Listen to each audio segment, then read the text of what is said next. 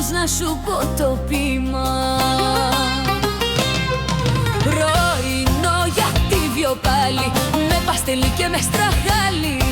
Τρίψαλα βγήκε στο κουτάλι, κι από εδώ παν και οι άλλοι. Ένα δόντι έσπασε, τη ρεζίλη κι αυτό.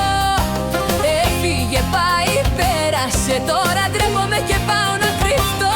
Τώρα ντρέπομαι και πάω να κρυφτώ.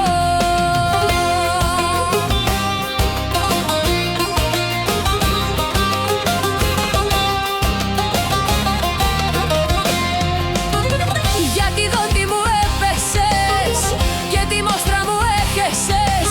Τώρα δεν σε έχω μαζί και μου δυσκολεύεις τη ζωή. Με παστελί και με στραχάλι. Κρακ. Όχι το δόντι μου έπεσε. Κρακ. Όχι το δόντι μου έπεσε. Κρακ. Όχι το δόντι μου έπεσε. Κρακ. Δόντι μου.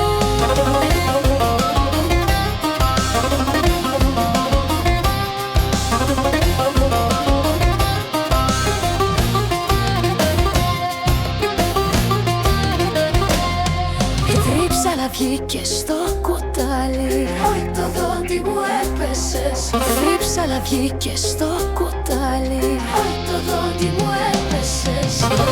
Γιατί δόντι μου έπεσες και τη μόστρα μου έχεσες. Τώρα δεν σε έχω μαζί και μου δυσκολεύεις τη ζωή.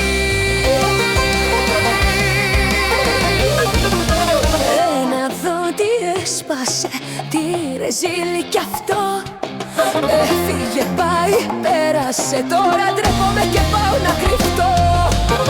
Ένα δόντι έσπασε, τη ρεζίλη κι αυτό.